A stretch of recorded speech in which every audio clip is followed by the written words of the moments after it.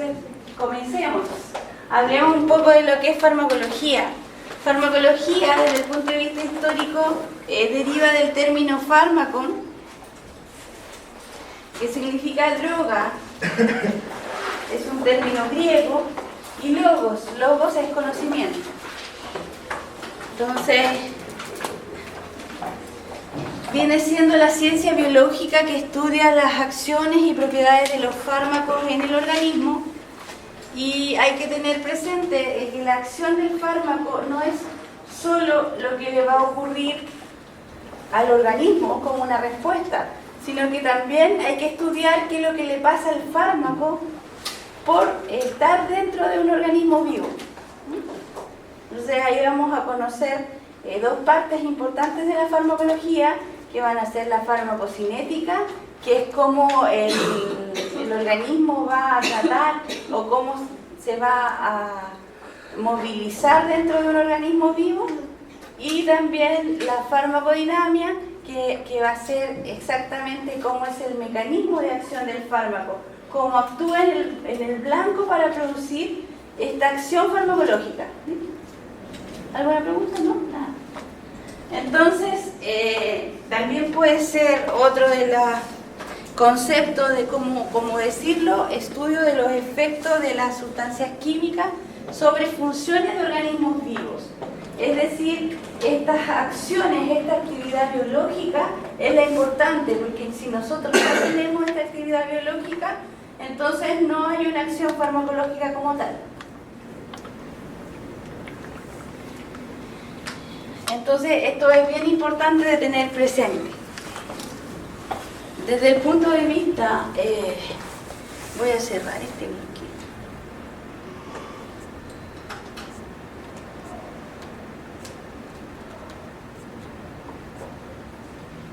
Desde el punto de vista terapéutico como tal, la farmacología toma información de distintas ciencias. Es importante manejar distintos conceptos, y es por eso que ustedes tuvieron que cursar varias asignaturas básicas antes de estar sentados en esta sala, en este curso, en este momento. O sea, esa es la razón. La razón no es arbitraria, sino que se conocen y es necesario tener cierta información, manejar cierta información para poder avanzar. ¿Me adelantan las tecleras hacia adelante para guardar? No nos olvidemos, porque sí, tengo que devolverlas.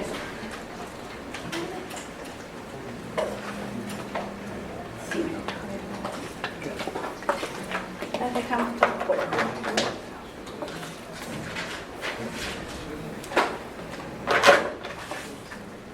Gracias. Bueno, entonces es importante todas estas ciencias. ¿Y cuáles son las más importantes y por qué nosotros colocamos estos prerequisitos, cierto, para entrar a esta asignatura? Las más importantes son esencialmente las fisiopatologías, la patología y fisiología. Son de las más relevantes. Entonces, para poder llegar a fisiología, tuvieron que pasar por biología primero, ¿cierto? Si no, no tenía ningún sentido. Pero otra de las ciencias bien importantes, y es por eso que también está ubicado en el nivel 5 esta asignatura, es porque necesitamos conocer algo sobre estructura química. No necesariamente directamente, y ustedes tienen que manejar súper bien todos los conceptos, pero sí es necesario tener ciertos conocimientos. Por eso que estratégicamente también está aquí, y les va a ser mucho más fácil todos aquellos que hayan ya cursado bien la orgánica. Es mucho más fácil. Y sobre todo la bioquímica también es muy importante, todos los procesos farmacológicos, todas las respuestas farmacológicas guardan relación con procesos enzimáticos, metabólicos. Entonces es bien importante manejar muy bien también la bioquímica. Bueno, ¿qué es lo que abarca la farmacología desde el punto de vista del fármaco? Tenemos que es un campo multidisciplinario. ¿Por qué? Porque el fármaco es analizado desde el origen, desde la síntesis, las propiedades como tal del principio activo, la acción farmacológica, farmacocinética, farmacodinamia, la forma de administración, las indicaciones terapéuticas, las interacciones medicamentosas y las reacciones adversas a medicamentos, mundialmente conocidas como RAM, ¿cierto? Esa es una sigla internacional, que también vamos a estudiar este proceso y las acciones que tiene en este primer módulo introductorio. Entonces, muy importante desde el punto de vista farmacológico van a ser la farmacocinética, farmacodinamia, las formas de administración o indicaciones terapéuticas igual tienen importancia, pero muy relevante y no dejar atrás las interacciones medicamentosas y las reacciones adversas a medicamentos.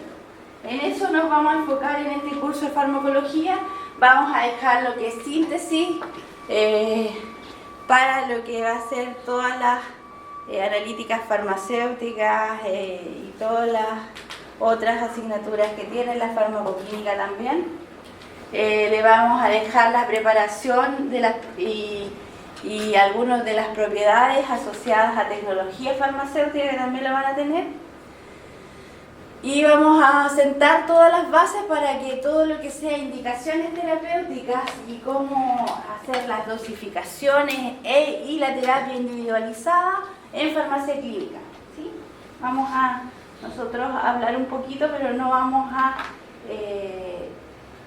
a desarrollar mucho esta parte, porque después las indicaciones y cómo seleccionar la mejor terapia, eso lo van a estudiar mucho más a fondo en farmacia clínica. Bueno, entonces, ¿cuál es el objetivo siempre en la farmacología? Beneficiar al paciente a través de un uso racional de fármacos. Esa es la premisa, nunca olvidar.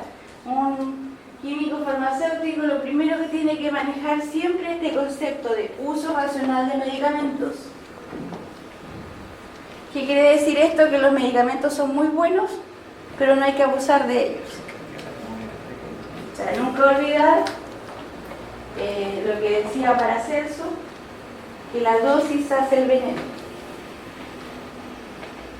Los medicamentos son inocuos siempre y cuando se utilicen en las dosis adecuadas.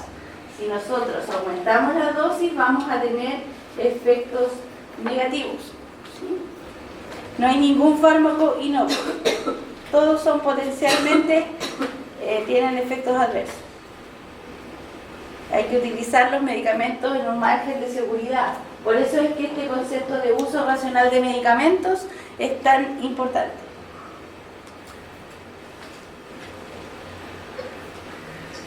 Bueno, entonces esta farmacología nosotros la podemos definir como un conocimiento de la historia, el origen, las propiedades físico-químicas, las presentaciones, los efectos bioquímicos, fisiológicos, los mecanismos de acción, la absorción, la distribución, la biotransformación y la excreción. Además del uso terapéutico y otras índoles también de los fármacos. ¿Por qué? Porque medicamentos no son solo las prescripciones médicas para tratar ciertas patologías.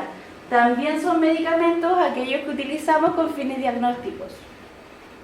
Entonces, un medio de contraste radiológico es un medicamento también.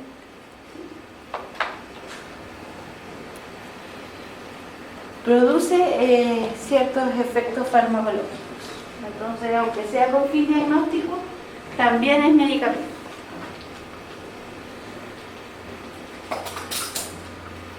Bueno, por eso es súper importante definir estos tres conceptos: fármaco, principio activo y medicamento. ¿Ustedes ya conocen a alguien aquí que me pueda decir qué es lo que piensa que es cada uno? Ya han pasado por varios cursos, así que alguien que me diga algo.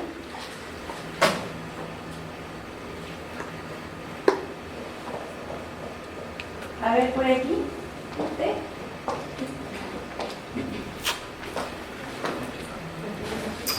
Sí, cualquiera de ustedes tengan alguno que usted maneje. En principio le da una reacción biológica. Ya, que tiene una acción biológica. Sí, bastante bien. Principio activo entonces es digamos, el componente más importante dentro de este medicamento. ¿Sí? ¿El medicamento sería como la presentación final del fármaco? Sí, medicamento es aquel fármaco que tiene una acción biológica positiva en el organismo. El fármaco sería solamente la sustancia de la acción. Exacto, fármaco es mucho más amplio. El fármaco va a ser toda sustancia que ejerza alguna actividad biológica. Y esta actividad biológica, esta acción biológica puede ser positiva o negativa. Esa es la diferencia. Entonces el fármaco es mucho más amplio. Por eso hay que tener bastante cuidado cuando ustedes traducen ciertos papers, ciertas revisiones. Porque en Estados Unidos medicamento es drugs. Entonces los fármacos a veces queda como mal traducido drugs, lo traduce como fármaco. Medicamentos no usan No lo usan, a veces usan medicina, pero si no es directamente como en el español, que nosotros tenemos dos palabras diferentes. Medicamento con fin terapéutico, es decir, para el diagnóstico, la prevención o tratamiento, todos ellos son medicamentos.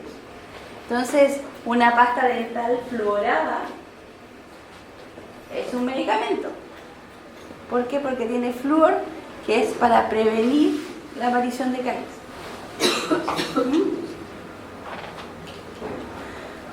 Ese concepto no se les olvide, aunque lo definan más como un cosmético, no es exactamente un cosmético, sobre todo si está fluorado. Entonces, medicamentos con fin terapéutico y fármacos mucho más amplios. Entonces, dentro de los fármacos vamos a tener medicamentos y también vamos a tener tóxicos. Entonces, cuando lleguen a toxicología, va a ser importante tenerlo presente. Los fármacos son tóxicos también.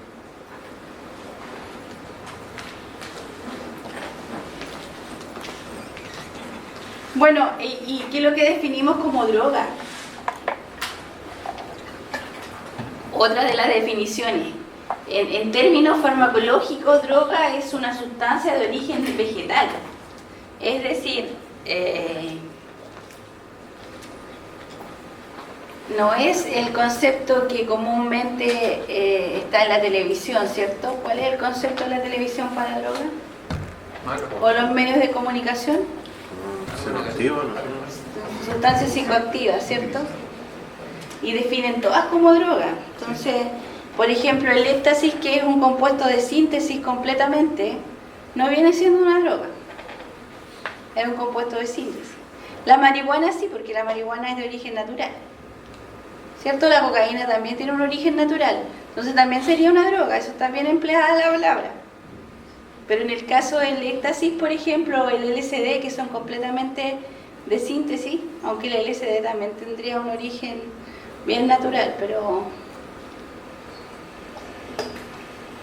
está bien modificada. Entonces todas estas drogas de diseño, ellas vienen siendo no una droga, porque no tienen un origen natural. ¿Sí? Droga es toda materia prima de origen biológico, de origen vegetal, animal o sintético, que directa o indirectamente permite la elaboración de medicamentos. Entonces, sustancias como por ejemplo las hojas de coca, donde se obtuvo la cocaína, pero luego esta cocaína fue modificada hasta llegar, por ejemplo, a todos los anestésicos locales. Los anestésicos locales empleados ahora también vendrían siendo una droga porque tuvieron un origen natural. ¿Cuál fue el origen natural de estos anestésicos? La cocaína. Le quitaron todos los componentes adictivos y nos quedamos con las propiedades farmacológicas, estas propiedades anestésicas, ¿sí? Eso es importante.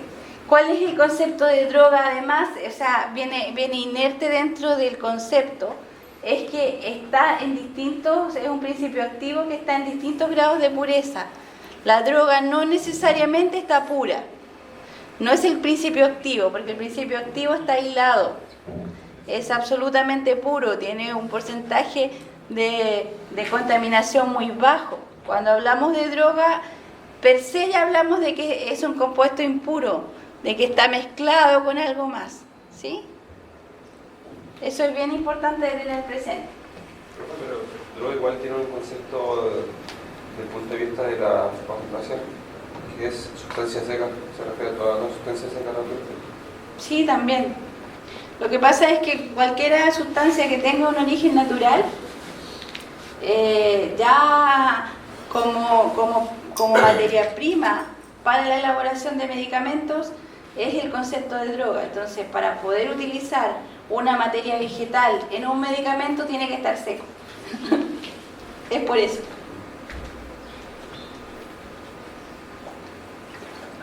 Entonces tiene que ser de origen animal, vegetal o mineral. Bueno, los fármacos, ¿de dónde los obtenemos? Los obtenemos de distintas fuentes. Ya hablamos que eran fuentes naturales, ¿cierto? A partir de modificaciones de la estructura química, también lo mencionamos, a través de la misma cocaína, de que obtuvimos los anestésicos locales a partir de la cocaína. La creación de nuevo.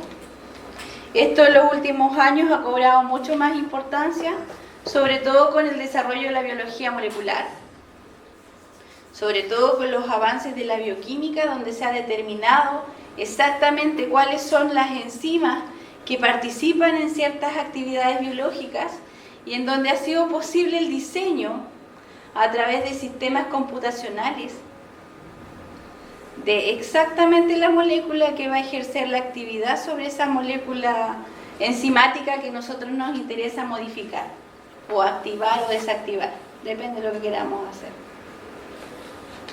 Entonces, en este caso hablamos de una síntesis de nuevo. Conocemos la molécula blanco y se formula a través de estas herramientas computacionales este medicamento o esta molécula, en este caso todavía fármaco, que va a tener esta actividad biológica. ¿Por qué digo en este caso fármaco? Porque todavía no sabemos si va a llegar a medicamento o no, en la primera fase. ¿Qué características físico-químicas, qué características químicas debe cumplir esta molécula para que tenga la actividad? Eso ya se puede conocer, ya se puede establecer los parámetros. Y el computador se encarga de analizar todas las posibilidades y nos entrega cierto número de moléculas. Otro cuento es que seamos capaces de sintetizar esa molécula. ¿Sí? Porque la síntesis, ustedes cuando pasaron ya por orgánica, ¿cierto? Ya vieron mucho de síntesis. No es tan fácil como decir que la molécula va a tomar la actividad sobre este carbono y no sobre el otro, ¿cierto? La pureza de la reacción depende de los catalizadores y de qué tan selectiva sea. Entonces los porcentajes de rendimiento no son siempre tan muy buenos. En algunos casos ha sido incluso imposible sintetizar ciertas moléculas que nos ha entregado el computador. Siempre hay que tener eso presente. Y de hecho, mientras más compleja sea la estructura química, más difícil todavía es en el fondo sintetizarla desde cero. Hay algunos heterociclos ahí que son bien complejos y que solo se pueden obtener a partir de fuentes naturales, a través de simplemente aislar el compuesto, pero no sintetizarlo de cero, porque son muy complejas de obtener. Solo lo hace la naturaleza. Y algo no menos importante, no es porque esté al final, es muy importante tener siempre presente que se pueden explorar nuevos efectos farmacológicos de efectos laterales que tienen ciertos fármacos. ¿Sí? Uno de los últimos, no últimos, pero sí uno de los medicamentos que tuvo un cambio importante fue el finasteride. El finasteride tuvo un lanzamiento al mercado para las patologías derivadas de la próstata en pacientes varones, y se dieron cuenta con el tratamiento que producía aumento del crecimiento del pelo. Entonces, ahora una exploración nueva de un efecto lateral que era el crecimiento del pelo, del vello, que se comenzó a usar como tratamiento para la calvicie. Cuando recién se lanza al mercado no era ese el fin. Otro de los buenos también efectos es en el caso del Viagra, que es súper mundialmente conocido cuál es el efecto farmacológico definido del Viagra, ¿cierto? Todos ustedes lo saben, que es para la impotencia sexual, pero que además tiene beneficios bastante importantes para la insuficiencia respiratoria. Entonces, también se puede emplear tanto en pacientes hombres como en mujeres con insuficiencia respiratoria importante. Y es una exploración a partir de un efecto lateral, ¿sí?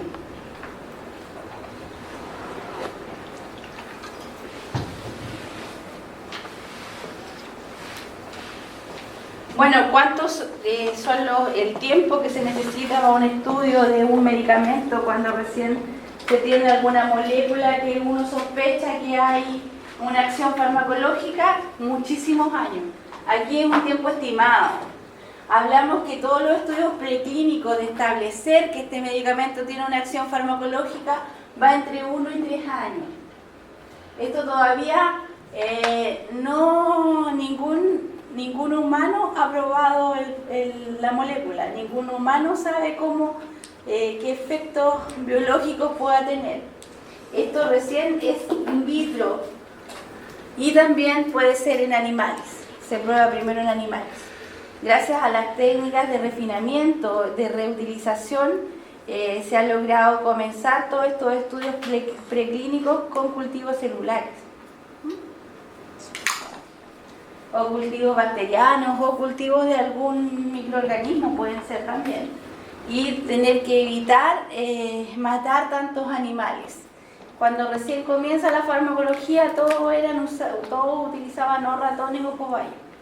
Gracias a estas técnicas de refinamiento esto se ha podido evitar y la verdad es que se utilizan animales porque es importante evaluar el medicamento en un organismo vivo completo. Porque si nosotros tenemos un cultivo celular, este cultivo celular es homogéneo y va a presentar características muy similares y una respuesta similar. Pero cuando tenemos un organismo vivo, ese organismo está compuesto de distintos tejidos, está compuesto de distintos tipos celulares. Entonces es muy importante evaluar esta respuesta, es muy importante este paso de saber cómo va a actuar este fármaco, que todavía no es medicamento, este fármaco en este organismo que es completo, que involucra muchas actividades diferentes. Porque en forma aislada tiene un tipo de actividad, pero en un conjunto donde hay distintos tipos celulares puede ser absolutamente distinta la respuesta. Entonces este paso es muy importante y son muy importantes los animales. Lo que pasa es que ahora se utiliza una técnica de refinamiento, son muy poquitos los animales empleados y hay que justificar muy bien por qué se van a usar y cuánto se van a usar. O sea, hay que hacer un diseño estadístico para ver con cuántos animales yo puedo probar que este medicamento va a ser seguro y que no va a producir problemas. ¿Sí?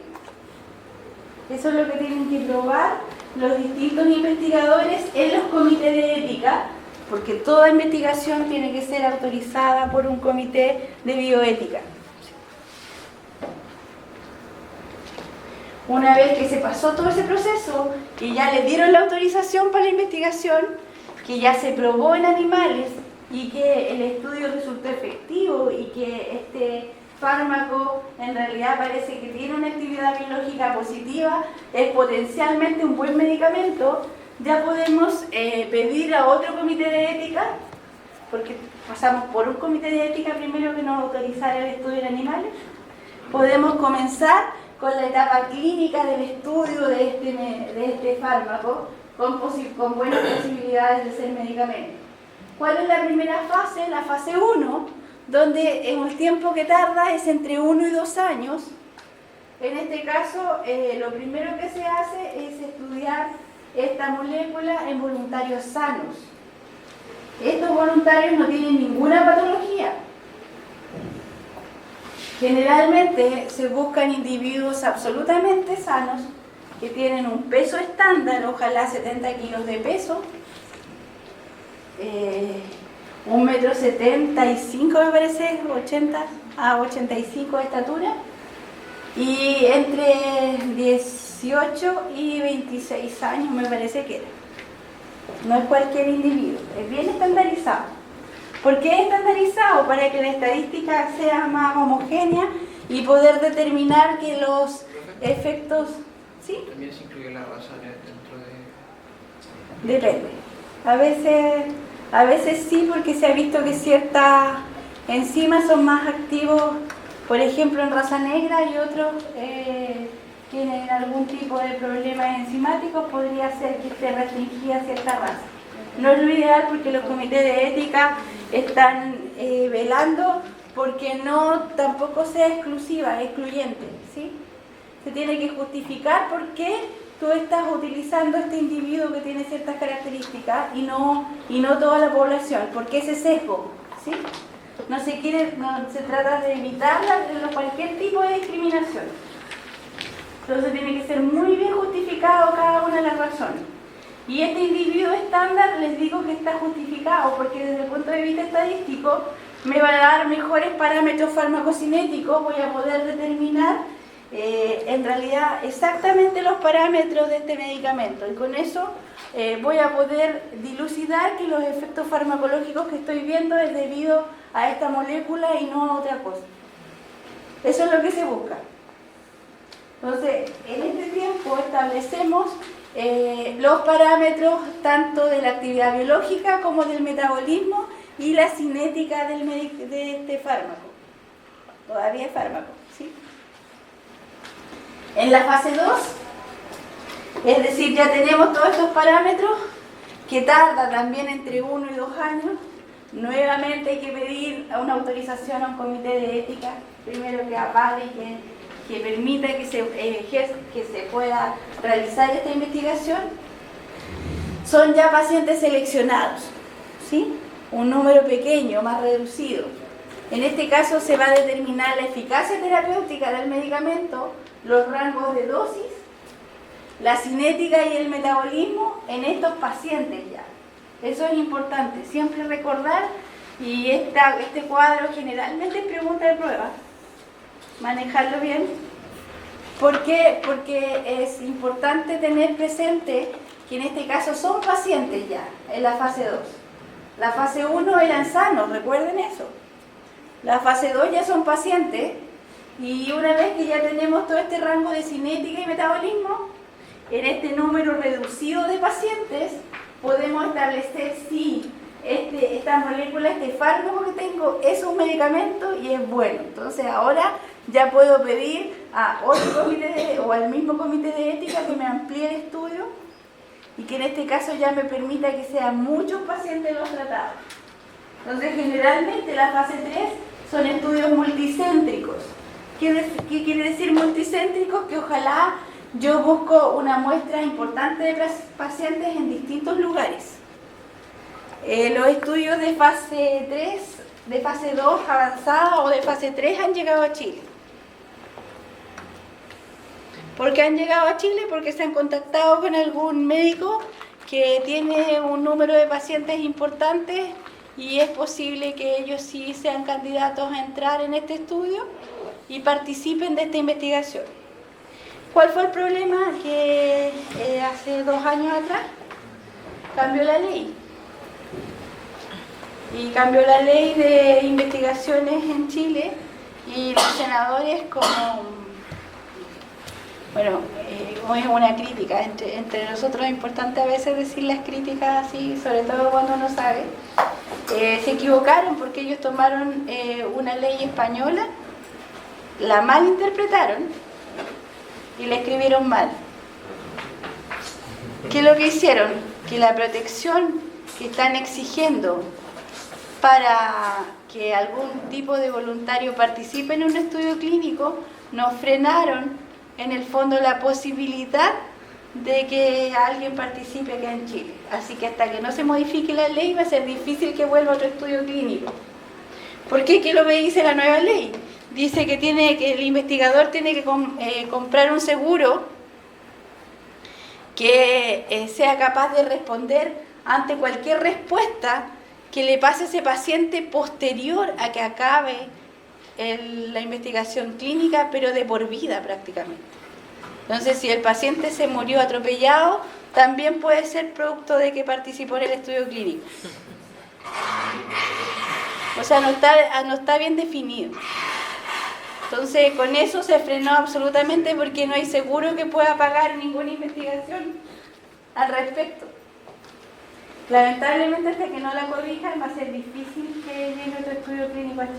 Están frenados.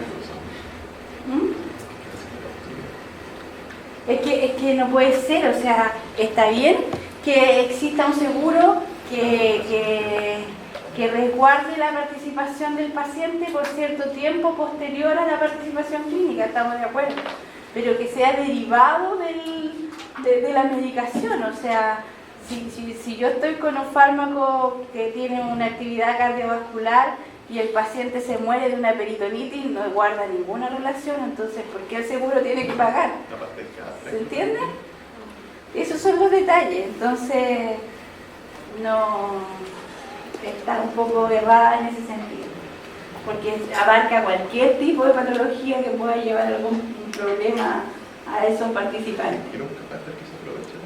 Por eso, o sea, las leyes, lamentablemente, mientras existe algún tipo de vacío, de desviación legal, van a buscar cómo poder aprovecharse. Entonces eso fue un frenazo en realidad para todo lo que sean los estudios de fase clínica en Chile. Había fase 2 avanzada, porque esto lo pueden dividir en fase 2A o 2B. O sea, si ustedes revisan algunos papers, alguna literatura, lo pueden encontrar así. O de fase 3 también. Entonces, en la fase 3 es una fase bien importante porque vamos a determinar en esta fase la seguridad y la eficacia del medicamento. Si nosotros tenemos una estadística con un N bien pequeño, es bien poco probable que podamos definir si este medicamento tiene seguridad o no. Es importante que sea un número más amplio de pacientes, porque así podemos determinar qué tanta seguridad tiene este medicamento. Al terminar la fase 3, ya está en condiciones este fármaco de ser medicamento. Ya está autorizado para circular en las distintas agencias. En Europa es la EMA, Agencia Nacional de Medicamentos, EMA, sí. Agencia Europea del Medicamento, perdón. La EMA. Y en Estados Unidos es la FDA. Y autorizando tanto la EMA o la FDA, ya se autoriza a nivel latinoamericano, a nivel de países africanos y prácticamente a nivel mundial. ¿Sí? Estas son las dos agencias más importantes a nivel mundial de acreditación o de aprobación de medicamentos. Una vez aprobados ahí, ya el medicamento puede ser lanzado al mercado. Aquí en Chile el ISP debe autorizar. O sea, por muy autorizado que esté en Europa o por muy autorizado que esté en Estados Unidos, si no presentan los papeles en Chile y si no son autorizados en Chile para circular, no puede ser comercializado en Chile. Lo único que se puede hacer es la importación directa para un paciente determinado de ciertos medicamentos que esté en el extranjero. Pero igual hay que presentar la solicitud al ISP y que la autorice la importación. No es tan fácil. Entonces, una vez que cuentan con la autorización en Chile del ISP, ya podemos venderlo a nivel mundial. La verdad es que esta fase es bien importante porque pasa a ser la fase 4. Ya son mercadeo, es decir, ya el medicamento en el mercado lo seguimos estudiando. Lo estudiamos entre 1 y 3 años más, que se le da a este medicamento recién salido al mercado como una aceptación condicional. ¿Qué quiere decir esta aceptación condicional? Que todavía pueden aparecer efectos adversos, porque son muy pocos los pacientes que han sido tratados. Cuando ya el fármaco sale a nivel más mundial, podemos tener un número grande de pacientes que lo estén empleando Entonces, en este caso podemos reportar todavía efectos adversos importantes. Entonces está con una aceptación condicional este medicamento. La verdad es que gracias a la farmacovigilancia, aunque lleve 20 años en el mercado un medicamento, todavía puede sufrir ciertas restricciones y puede salir del mercado.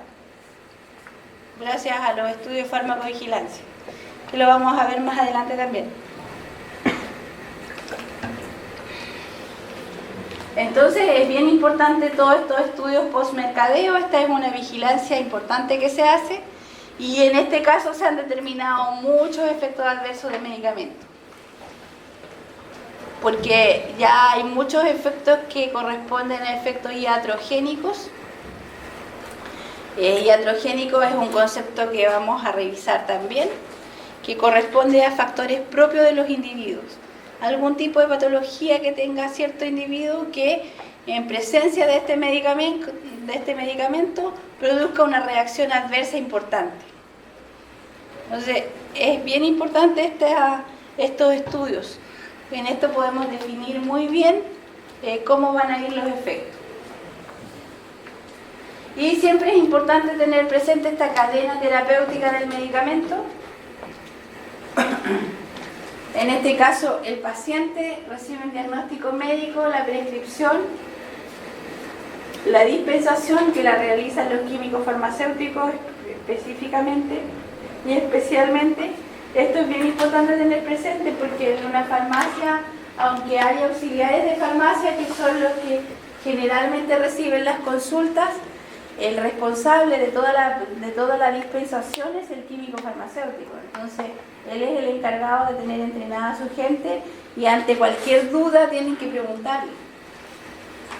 Luego viene la administración, que en esta puede participar directamente el paciente o si el paciente está hospitalizado, el equipo de enfermería, ¿cierto?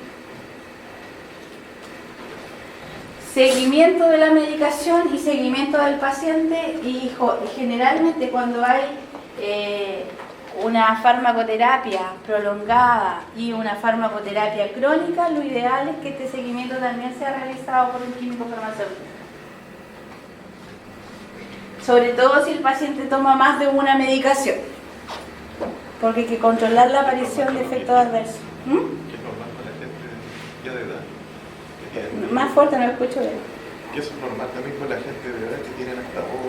Sí, generalmente los pacientes polimedicados son más complejos de tratar. Entonces nunca olvidar esa cadena es bien importante. Bueno, el efecto farmacológico entonces, en términos moleculares, es el por qué nosotros administramos los medicamentos. Y la idea de este efecto farmacológico es que ejerce este efecto en un sitio de acción determinado. Y es importante tener presente a qué concentración va a permitir que se inicie esta acción biológica. Entonces, el efecto va a depender si llegamos al sitio de acción con la molécula, pero además si llegan a una concentración adecuada va a producir el efecto farmacológico. Porque no sacamos nada con que el fármaco o el medicamento llegue al sitio de acción, pero si está en una concentración muy baja tampoco vamos a ver el efecto farmacológico. Entonces, no solo la llegada, sino que también la concentración. Y ahí ya podemos decir que se inicia esta respuesta biológica y ya tenemos esta acción farmacológica, tenemos efecto farmacológico, lo podemos ver.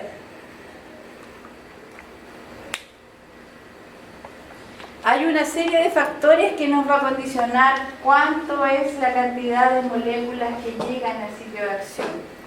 Afortunadamente esto lo podemos prever, podemos determinar entonces con cuánto medicamento vamos a llegar a este sitio de acción. Eso es bastante importante. ¿Y cómo lo podemos prever? Porque nosotros ya tenemos conocimiento de la farmacocinética. Ya sabemos exactamente cómo va a actuar el fármaco en presencia de distintas moléculas. ya tenemos ciertas características, podemos agrupar las moléculas y determinar cómo va a ser la acción, tanto cómo se va a absorber este medicamento, cómo se va a distribuir, cómo se va a metabolizar y cómo se va a eliminar. Esta parte la podemos prever de acuerdo a sus características físico-químicas. Entonces podemos saber que los fármacos ácidos se van a absorber ¿dónde? En el estómago. ¿Mm? En el estómago. Una característica importante es que el fármaco no ionizado es el que se absorbe. Entonces, para que esté no ionizado un fármaco ácido o un pH base, ácido bajo, un ácido débil, ¿dónde se va a absorber? ¿Dónde va a estar no ionizado? En el estómago, ¿ya? Y un fármaco básico en el intestino. Eso ya lo manejan ustedes de fisiopato, ¿cierto?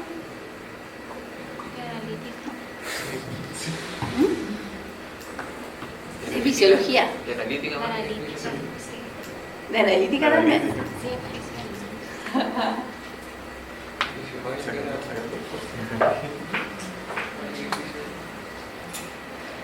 Bueno, entonces estas fases son bien importantes, las vamos a dividir en tres, pero nosotros vamos a considerar la primera y la segunda como una sola.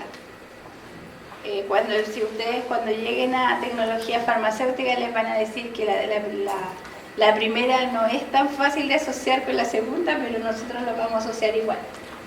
Vamos a conocer la fase farmacéutica, que es la desintegración de solución.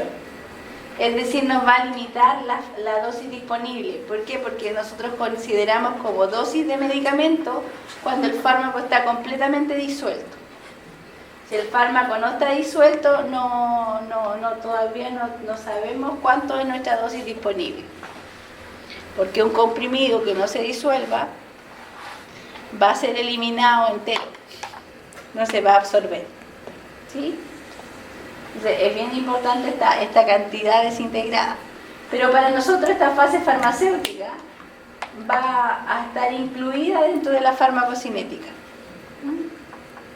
Nosotros ya vamos a considerar que el fármaco está disuelto. Desde ahí vamos a partir nosotros. En tecnología farmacéutica no, es bien importante la fase farmacéutica y van a ustedes a hacer una gran cantidad de estudios para determinar que la tableta que están, o el comprimido que ustedes están preparando, sea capaz de disolverse, disgregarse y estar en solución en un tiempo determinado. ¿Cuánto más o menos la acción que demora un medicamento en comenzar el efecto? ¿Qué creen ustedes? Son como media hora de que se disuelve y otra media hora de que se absorba. Sí, aproximadamente una hora. O sea, un comprimido como tal es aproximadamente entre 45 minutos, una hora. Eso es como lo normal. Porque las primeras moléculas que se van disolviendo, esas ya están absolutamente listas para comenzar el proceso de absorción. Pero los medicamentos, hay algunos de disgregación rápida, hay también soluciones y esa ya va en solución la dosis que estamos consumiendo, entonces eso es importante tener presente también, y ahí los tiempos se pueden acortar. Puede ser mucho más corto este tiempo. La fase farmacodinámica, en este caso, abarca la interacción de las moléculas de fármaco con su sitio específico o receptores. En este caso es el sitio blanco y es donde se inicia este estímulo que va a ser esta respuesta biológica, que es lo que nosotros vamos a poder medir. Entonces nosotros vamos a hacer un estudio bastante detallado de lo que es la fase farmacocinética y farmacodinámica. En la próxima clase nos vamos a dedicar exclusivamente a farmacocinética. Entonces, hay ciertos requisitos que tienen que tener un fármaco para ser considerado un medicamento. ¿Cuáles son los requisitos que debe cumplir? Es importante tener presente que tiene que tener una acción preferente por un tejido u órgano, es decir, una cierta selectividad. Es importante la selectividad. porque con esto podemos lograr una acción más específica. Cuando los fármacos tienen una acción más inespecífica, resultan menos seguros. Vamos perdiendo seguridad. Es decir, si este fármaco interactúa con una gran cantidad de moléculas, podemos tener múltiples respuestas. Y eso siempre va a ser más inseguro. Si tenemos mayor selectividad, mayor seguridad vamos a tener siempre. Bien importante la selectividad. Entonces, productos naturales no son tan seguros, ¿no? Lo que pasa es que, ¿por qué son seguros los productos naturales? Porque las dosis alcanzadas son bastante bajas.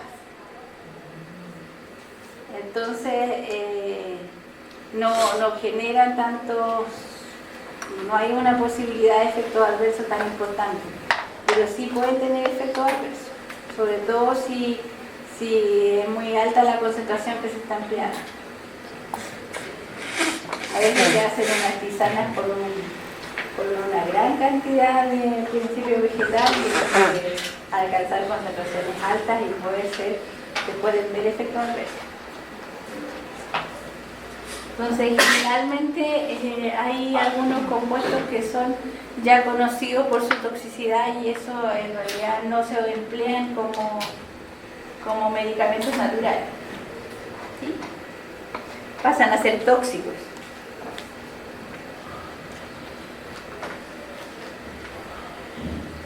Actuar preferentemente a concentraciones bajas.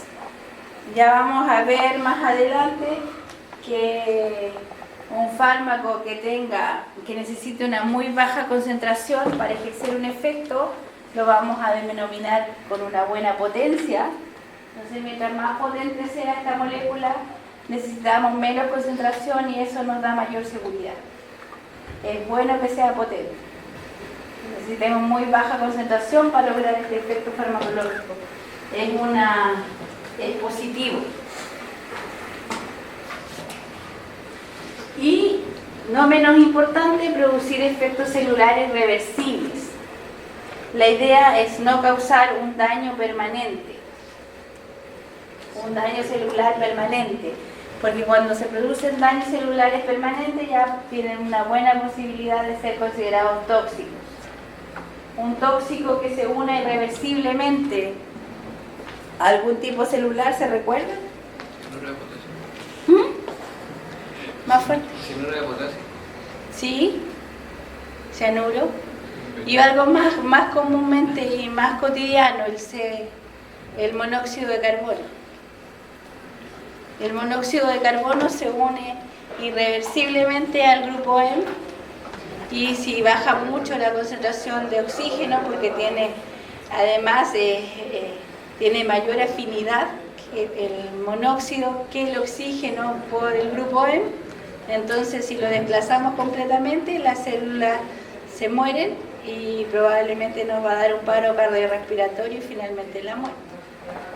La toxina botulínica igual. La toxina botulínica lo que hace es paralizar. Paraliza, entonces al paralizar los músculos ventilatorios, por supuesto que lleva a una intoxicación también, porque no llega oxígeno. Pero es otra la actividad. Entonces, estos efectos celulares reversibles es lo ideal. También hay medicamentos que tienen una unión irreversible a ciertas moléculas. Y uno de esos es súper usado, y la verdad es que mal utilizado porque se está usando demasiado, es el omeprazol. ¿Ustedes lo han escuchado mencionar? Se une irreversiblemente a la bomba de protones. Entonces, así es como bloquea la acidez gástrica. Esto se usa demasiado, la verdad. No es la idea de bloquear irreversiblemente la molécula porque tiene un fin fisiológico que esté la acidez estomacal. Entonces, ¿por qué algo de seriedad le dan que todos los días que lo consumen? Porque la verdad es que está súper cuestionado, se utilizó por muchos años los médicos, la medicina en general, como prescripción, cuando ya era polifarmacia, incluir directamente el omeprazol para que no produciera problemas estomacales, pero en las últimas reuniones médicas y los últimos análisis que se ha hecho, se quitó esa recomendación. Entonces, los médicos que están más, digamos, que están más avanzados y que participan mucho más en congresos, seguramente ya no están produciendo tantas prescripciones por omeprazol, porque no es la idea de frenar en forma tan permanente las enzimas naturales. Eso puede llevar a ciertas patologías y se analizó el riesgo-beneficio y se vio que no producían ningún beneficio a lo largo del tiempo, que al contrario podrían producir un mayor riesgo. No está absolutamente estandarizado y por eso es que no se ha hecho la prohibición de la prescripción. Por eso es que no se ha levantado la alerta como de retirar esta prescripción de forma más prolongada, pero se está desaconsejando. Esto es porque cada vez que se determina un cierto riesgo hay que demostrarlo con estadística. Entonces, esto es lo que la estadística no nos ha dado. ¿Por qué? Porque hay múltiples factores. No es solo una medicación para decir que está asociado a la mayor actividad o al mayor riesgo de aparición de cáncer estomacal, por ejemplo. Si ya estuviera demostrado, ya se habría retirado la prescripción permanente. Como no se ha establecido, no se ha dejado, se ha descontinuado. En los últimos congresos de medicina también, por ejemplo, se desaconsejó el uso de la aspirina en forma diaria para los pacientes mayores de 60 años. Todavía se sigue entregando la aspirina para los mayores de 60 años. Dice que no tiene mayor utilidad en pacientes mayores de 60 años, solo útil en aquellos que tienen un riesgo cardiovascular muy importante. O sea, que ya han sufrido algún tipo de evento cardiovascular.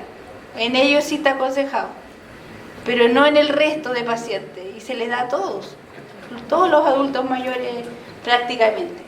Entonces, mientras no se formule una alerta que la estadística te diga que sí se aumentó el riesgo, como ocurrió, por ejemplo, con el tabaco, que el tabaco fue demostrado el riesgo y la asociación con la aparición de cáncer, no se puede emitir esta alerta y emitir otra directriz, digamos, de la prescripción. Ese es el problema. Entonces, no está contraindicado el uso así, aunque no es aconsejable por un tiempo muy prolongado. ¿Y no se ha visto algo que lo reemplace al omeprazol? Al omeprazol, sí hay alternativas. La verdad es que no son tan efectiva la potencia, pero por ejemplo la utilización de inhibidores de histamina de tipo famotidina anda bastante bien. Y con respecto a eso mismo, ¿usted sabe por qué los hospitales dejaron de dar ranitidina y omeprazol? ¿Por qué dejaron de dar ranitidina y comenzaron a dar omeprazol? Sí lo sé. Lo que pasa es que la ranitidina se asoció en personas mayores, la ranitidina, no la famotidina, que puede producir algunos desórdenes, desorientación y algunos trastornos psicológicos. Entonces, sobre todo en dosis más altas. Mucha gente usaba en vez de omeprazol el lansoprazol, que decían que era más sano que el omeprazol. Prácticamente actúan iguales, son muy parecidos y la inhibición de la molécula es igualmente irreversible. Lo vamos a ver también, me parece que el próximo semestre.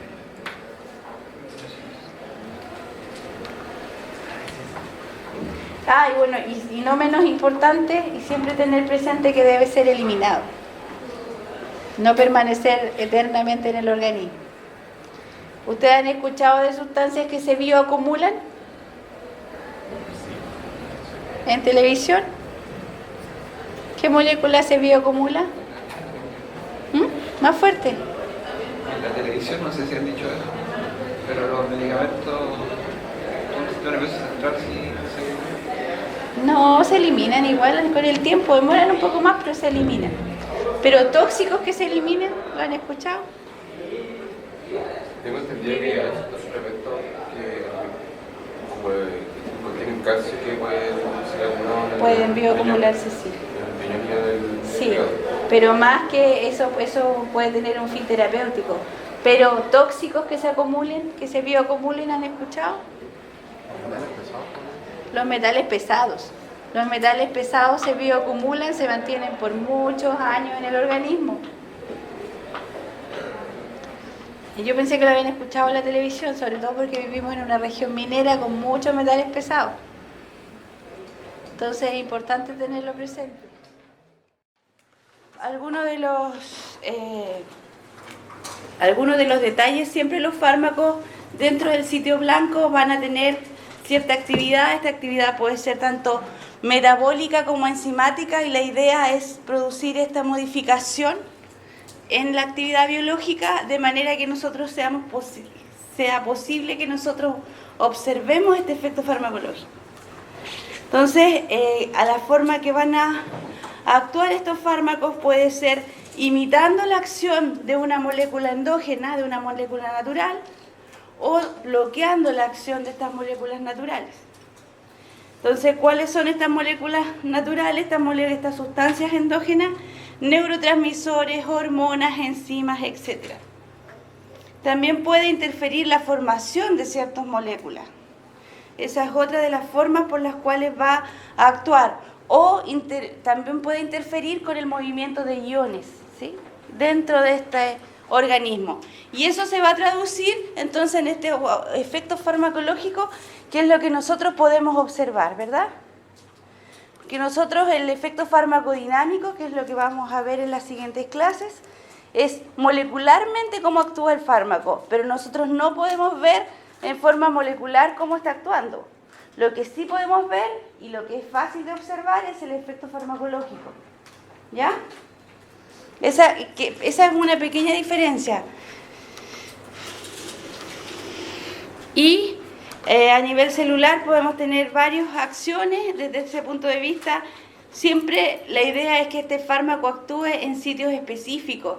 Esta especificidad, que el fármaco pueda actuar directamente sobre un receptor, es bien importante para la actividad, porque eso nos da esta mayor selectividad, ¿cierto? Tenemos un lugar específico para actuar. Y a esto le vamos a llamar receptores. Estos receptores nos van a generar esta respuesta específica también. Entonces esta selectividad nos ayuda mucho. Sin embargo, pueden tener acciones inespecíficas también. Algunos fármacos pueden tener acciones inespecíficas, no todas van a tener esta acción tan específica. ¿Cuáles son ellas? Son generalmente los que actúan a través del movimiento iónico. ¿Por qué? Porque no hay un sitio específico. Estos canales iónicos, ¿dónde se ubican? ¿Se acuerdan ustedes? La bomba de sodio y potasio, ¿dónde se ubica? ¿Tiene algún tipo celular específico? En todos lados. En todos lados. Los canales de glicina, de glutamato, ¿dónde se ubican? El sistema nervioso central. Sí, en el sistema nervioso central y en la periferia bral. ¿Hay o no hay canales?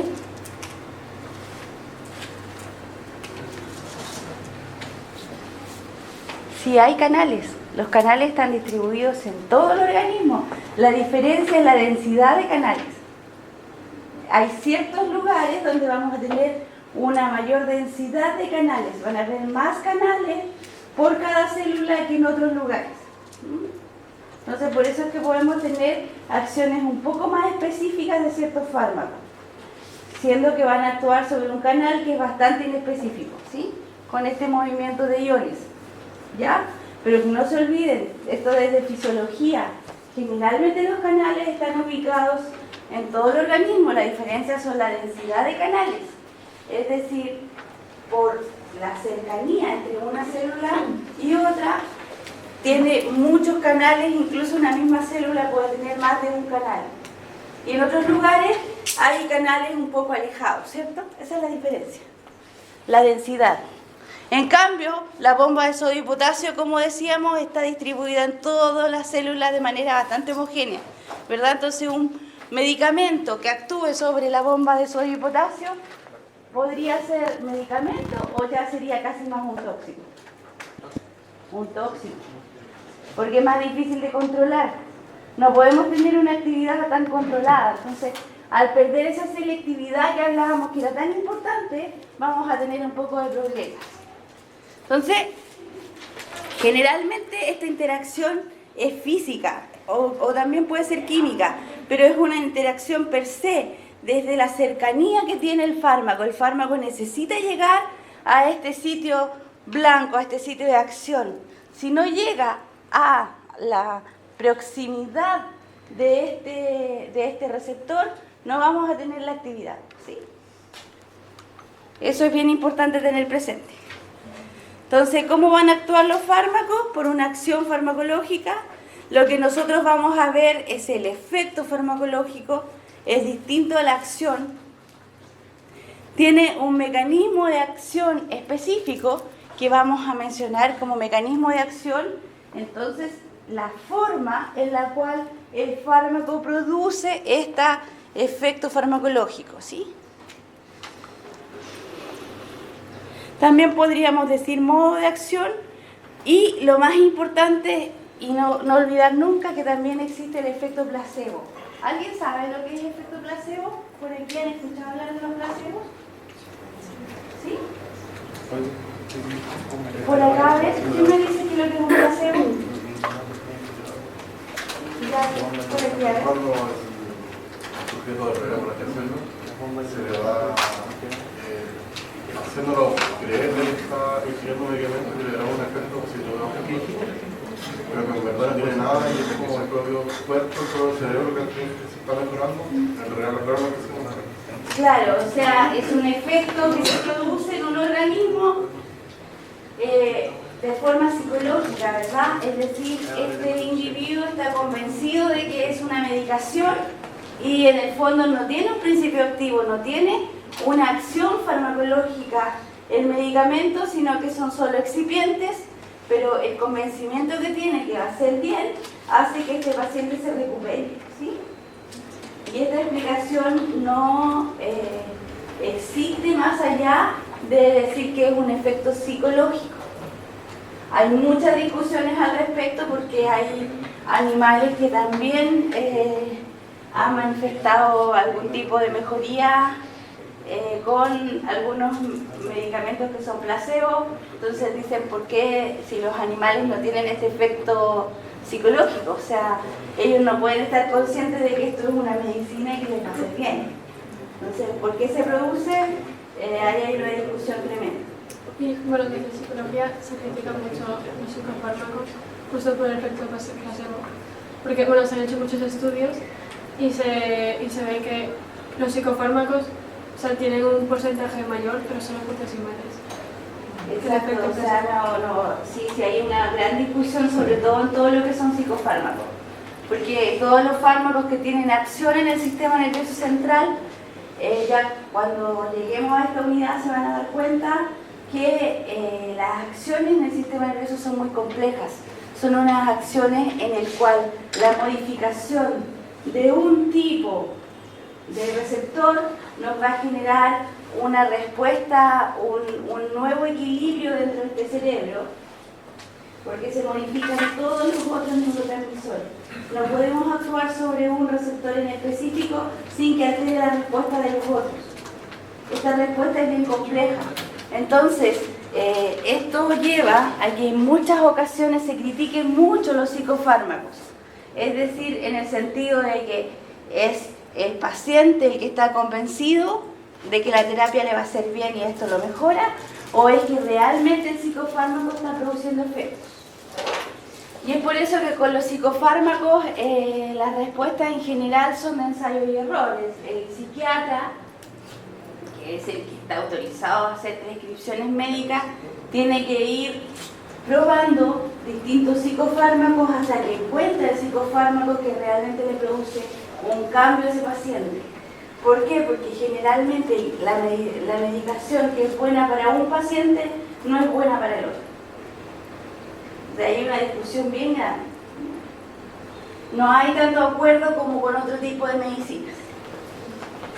Bueno, entonces este efecto placebo es bien interesante en ese sentido, porque hay mucha discusión al respecto. Hay muchas publicaciones, ustedes pueden encontrar que hay efectos placebo en animales. Y esto es cómo se puede producir en el animal, eso es lo extraño. Bueno, entonces definamos bien lo que es selectividad.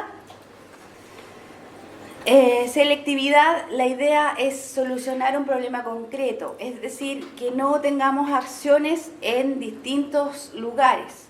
Y la selectividad del fármaco va a depender de la naturaleza del fármaco, va a depender también de la dosis administrada. Un fármaco a dosis bajas va a actuar más selectivamente que si estuviera a dosis alta. Esto es porque ya la presencia de una muy grande cantidad de fármacos o de muchas moléculas va a hacer que aquellos receptores que tienen menos afinidad por el fármaco también se unan debido a que hay mucha presencia de fármaco, nada más. Las características específicas de quien lo recibe también. Esto también es importante desde el punto de vista de las características individuales de los pacientes que están recibiendo la medicación también va a afectar. ¿Por qué? Porque tenemos características tanto idiosincráticas como también genéticas, de raza, de edad, de enfermedades presentes, patologías que tienen, que nos pueden modificar mucho la respuesta. Un paciente con insuficiencia renal, ¿qué es lo que va a pasar? Va a tender a eliminar poco las medicaciones. Entonces lo que vamos a ver que ese paciente va a tener una dosis muy alta con respecto a un paciente que tenía que estaba consumiendo la misma dosis pero sin la patología de insuficiencia renal. Entonces ahí hay que ajustar la dosis y bajar la dosis al paciente con insuficiencia renal porque no está eliminando. Entonces el fármaco va a tender a acumularse y va a tender a perder la selectividad, ¿sí? Entonces bien presente las patologías. Hay unas características individuales que siempre hay que considerar. La toxicidad también es selectiva. Cuando un fármaco tiene una toxicidad selectiva hacia unas ciertas moléculas, lo hace también más seguro. Es el caso de los antimicrobianos y antineoplásicos, ¿cierto? Un antineoplásico, no, mejor el antimicrobiano es más específico, o los antivirales. Mientras más específico sea contra las bacterias, contra los virus, y que no reconozcan nuestras propias células, van a ser mucho más seguros, ¿sí? Tenemos antibióticos como los penicilínicos que solo actúan sobre las bacterias, no actúan sobre nosotros, no reconocen las moléculas de nosotros. Tenemos otros antifúngicos que reconocen el ergosterol como molécula blanco. El ergosterol no lo tenemos nosotros usamos colesterol. Entonces esto ayuda a que la acción sea esta toxicidad. Es muy tóxico, pero es selectivo contra esas otras moléculas. Entonces los efectos laterales que vamos a encontrar no son directamente por la actividad farmacológica, sino que son a veces por la presencia del fármaco que irrita la mucosa gástrica, que produce problemas gastrointestinales porque arrasa con la flora bacteriana presente, ese tipo de daños, ¿sí? Pero son un poco más seguros que si tuvieran acción en nuestras células. Bueno, entonces, si más se parece la bacteria o el parásito a nosotros, mayor es el riesgo de producir toxicidad. Lo ideal es que sea algún tipo de molécula que nosotros no esté presente. No siempre se logra. Lo que pasa con las células tumorales tienen una muy pequeña diferencia con nosotros, con nuestras propias células. Entonces, generalmente produce efectos laterales bastante evidentes, ¿sí? No se ha logrado identificar todavía la molécula exacta que hace la diferencia con respecto a nuestras células. Solamente se ataca que se divide muy rápidamente. Entonces se trata de controlar eso. Pero es un poco difícil, ¿les queda claro? Eso es cierto que es un poco más complejo de poder establecer diferencias. Bueno, y eso yo creo que es lo importante a la relación riesgo-beneficio. Esta expresión siempre es buena tenerla presente desde el punto de vista farmacéutico, porque en todos los casos hay que evaluar qué tan riesgosa es la enfermedad o la patología que tiene el paciente. No siempre es bueno atacar ciertas enfermedades. A veces es bueno esperar a que el organismo responda de forma natural a través de la respuesta inmune y la patología se cure rápidamente. Es el caso de un resfrío, es el caso de una diarrea pequeña, una gastroenteritis no grave, en el cual el consejo es beber abundante agua y nada más que no administrar medicamentos. Entonces, siempre los médicos tienen que evaluar el riesgo-beneficio antes de dar una prescripción. ¿Qué quiere decir esto? Tener presente que los medicamentos van a producir ciertos efectos laterales y ciertos efectos adversos. Entonces, ¿qué es mejor? Que el paciente cure esta patología que tiene, la tratamos y la tratamos de recuperar, o simplemente vigilamos a ese paciente para que se recupere a través de su sistema inmunológico. Hay que evaluar qué tan bien va a ser la medicación para este paciente, ¿sí? Entonces, a eso se refiere con la expresión riesgo-beneficio. Entonces, ¿cómo podemos determinar si es buena o no es buena la medicación? A través de la estadística. La estadística es la que nos otorga esta información. ¿Por qué la estadística? Porque la estadística se encarga de analizar grandes poblaciones y podemos determinar en esta gran población qué efectos adversos y qué efectos laterales vamos a tener.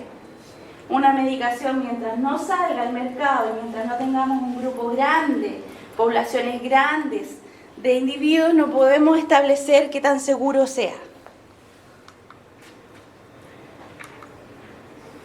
Bueno, entonces, ya resumiendo, el origen del medicamento incluye el origen, la síntesis, la preparación, es decir, la forma farmacéutica, las propiedades, las acciones farmacológicas, entre ellas las importantes, la farmacocinética, la farmacodinamia, la forma de administración, las indicaciones terapéuticas, las interacciones medicamentosas y las RAM. Nosotros vamos a estudiar específicamente, con mucho más detalle, las que están en negrita, dentro de este curso, ¿sí? Pero no hay que olvidarse que el medicamento se puede estudiar desde un espectro mucho más amplio, ¿ok? Eso que lo tengan bien presente. Y bueno, esto ya es una definición.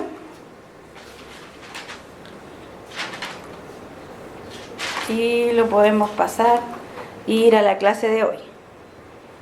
Esto en realidad es una división de lo que es la farmacología y de todas las ciencias que se van nutriendo. Pero ya son definiciones, así que las vamos a pasar. Son muy poquitas diapos que en realidad no las necesitamos de momento.